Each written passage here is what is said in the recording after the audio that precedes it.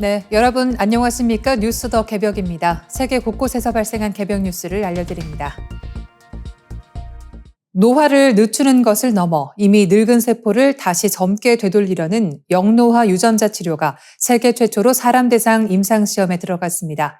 미국 보스턴의 바이오 기업 라이프 바이오사이언스는 지난 1월 28일 미국 식품의약국 FDA로부터 영노화 유전자 치료제 ER100의 임상시험 계획 승인을 받았습니다. 임상 등록 정보상 연구는 3월 2일 시작됐고 회사는 6월 9일 첫 번째 환자에게 치료제를 투여했다고 발표했습니다. 연구 종료 예정 시점은 2027년 5월 1일이며 투약 이후 장기 안정성 추적은 최대 5년까지 이어질 예정입니다. 이번 임상은 기존 항노화 연구와 다릅니다. 지금까지는 노화세포, 이른바 좀비세포를 제거하거나 메트포르민 같은 약물로 노화 속도를 늦추는 방식이 주를 이뤘습니다. 반면 ER100은 손상된 세포를 없애지 않고 젊은 세포처럼 다시 기능하도록 되살리는 부분적 세포 재프로그래밍 방식입니다. 이 기술의 배경에는 하버드 의대 유전학 교수 데이비드 싱클레어가 있습니다. 싱클레어 교수는 라이프 바이오사이언스의 공동 창업자이자 노화를 세포 정보 손실로 보는 노화 정보 이론을 주장해온 생물학자입니다. 이번 임상은 그가 제시해온 노화는 되돌릴 수 있는 정보의 손실인가? 라는 질문을 사람에게 처음 시험하는 무대라는 점에서 의미가 큽니다. 과학적 근거도 싱클레어 교수 연구진의 동물 실험에서 출발했습니다. 2020년 하버드 의대 연구진은 시신경이 손상된 쥐에게 3가지 재프로그래밍 유전자를 활성화했을 때 신경세포 재생이 촉진되고 노령쥐와 녹내장 쥐의 시력 손실이 회복되는 결과를 발표했습니다. 이후 라이프 바이오사이언스는 설치류와 원숭이 모델에서 연구를 이어가며 인체 임상 단계까지 진입했습니다.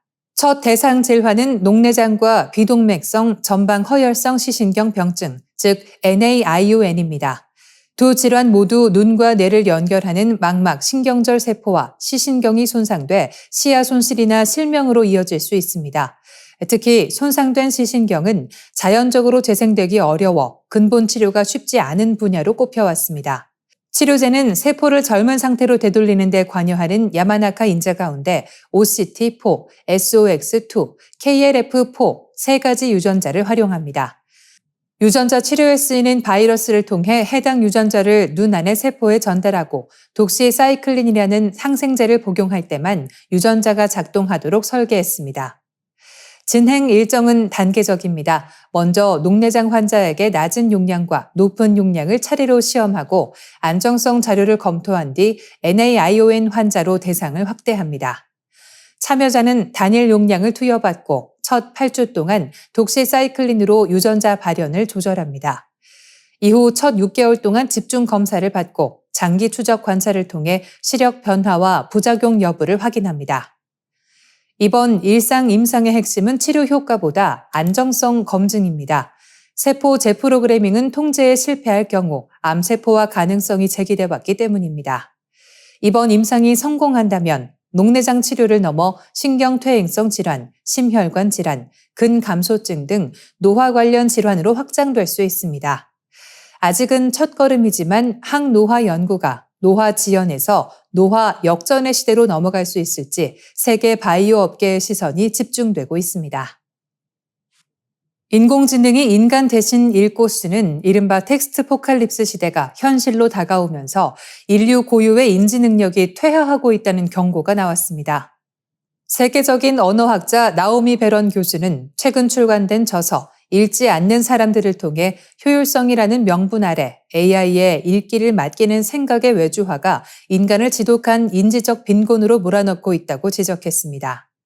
현재 대한민국 성인의 연간 종합 독서율은 38.5%로 역대 최저치를 기록하고 있습니다. 국민 10명 중 6명은 1년에 책을 단 한 권도 읽지 않는 셈입니다. 더 큰 문제는 그나마 읽는 행위조차 인공지능인 읽기봇에 넘겨주고 있다는 사실입니다. 학생들은 과제물을, 직장인들은 보고서와 계약서를 AI 요약 프로그램에 맡긴 뒤 시간을 아꼈다고 자축합니다. 정신적 노력을 최소화하려는 인간의 본능인 인지적 구두쇠 성향을 AI가 극단적으로 부추기는 형국입니다. 하지만 전문가들은 읽기 능력이 한 번 배우면 평생 가는 자전거 타기와 다르다고 경고합니다. 쓰지 않으면 급격히 사라지는 근육과 같아서 AI가 내미는 지름길에 의존할수록 스스로 맥락을 파악하고 비판적으로 해석하는 사고의 힘은 무력해집니다. 실제로 이러한 읽기의 부재는 심각한 사회적 부작용을 낳고 있습니다. 교육과 채용 현장이 대표적입니다. 현재 미국 대학 입학처의 82%가 전형 과정에 AI를 활용할 계획을 가졌으며 지원자가 AI로 작성한 자기소개서를 평가자인 AI가 다시 읽고 심사하는 초현실적인 현상이 벌어지고 있습니다. 이 과정에서 인간만의 개성과 자질은 완벽히 배제됩니다. 게다가 AI의 정보 수집 방식은 정당한 저작권 계약 없이 인간의 지적 자산을 무차별적으로 흡수하는 약탈적 형태를 띠고 있습니다. 2024년 미국의 AI 기업 엔트로픽이 프로젝트 파나마를 통해 최대 200만 권의 종이책을 무단으로 학습 데이터에 집어넣은 뒤 15억 달러의 합의금으로 사안을 종결한 사례가 이를 방증합니다. AI의 치명적인 오류와 편향성도 큰 문제입니다. 문장 속 물음표 하나를 제대로 읽지 못해 사실과 전혀 다른 정치적 거짓 정보를 진짜처럼 생성해내는 환각 현상이 빈번하게 발생하고 있습니다. 인간이라면 직관적으로 걸러냈을 오류들이 AI를 거치며 정제된 사실로 둔갑하는 것입니다. 베런 교수는 책을 읽는 능력을 무지와 지루함을 퇴치하는 진정한 광선검에 비유했습니다. 인간의 읽기는 단순히 정보를 복제하는 AI와 달리 자신의 삶과 경험을 결합해 의미를 창조하고 타인의 고통에 공감하는 고유한 영역입니다. 문학 작품을 직접 읽은 이들이 타인을 향한 편견이 낮고 공감 지수가 높다는 연구 결과가 이를 뒷받침합니다. 기술이 주는 맹목적인 편리함에 취해 스스로 읽기를 포기한다면 인간은 결국 판단마저 AI에 외주화하게 될 것입니다. 민주주의 사회에서 정치적 결정을 내릴 인지적 자원마저 고갈될 수 있다는 뜻입니다. 인공지능의 거대한 파고 속에서 우리가 끝까지 직접 읽고 생각해야 하는 이유는 읽기야말로 인간 사회를 연결하고 유지하는 가장 강력한 힘이기 때문입니다. 미국 음악 시장에서 한국어가 영어와 스페인어에 이어 3대 언어로 자리 잡고 있습니다. K-팝의 세계적 확산이 단순한 장르 인기를 넘어 미국 청취자들의 음악 소비 언어 자체를 바꾸고 있다는 분석이 나옵니다. 음악 엔터테인먼트 데이터 집계 업체 루미네이트에 따르면 올해 1분기 미국 음악 스트리밍 시장에서 한국어 콘텐츠의 점유율은 1.1%를 기록했습니다. 영화가 86.0%로 압도적 1위, 스페인어가 9.5%로 2위를 차지한 가운데 한국어가 그 뒤를 이어 3위에 오른 것입니다. 한국어 점유율은 2023년과 24년 각각 0.7%를 기록한 뒤 2025년 1.1%로 올라섰고 2026년 1분기에도 같은 수준을 유지했습니다. 루미네이트는 방탄소년단을 포함한 K-팝 아티스트들의 꾸준한 인기가 한국어 스트리밍 점유율을 떠받치고 있다고 설명했습니다. 특히 미국 음악 시장에서는 스페인어의 성장세도 두드러졌습니다. 라틴계의 슈퍼스타인 배드버니 등의 활약에 힘입어 스페인어 점유율은 2023년 8.1%에서 올해 1분기 9.5%까지 올라 10%에 가까워졌습니다. 영어 중심이었던 미국 음악 시장이 점차 다언어 시장으로 재편되고 있는 셈입니다.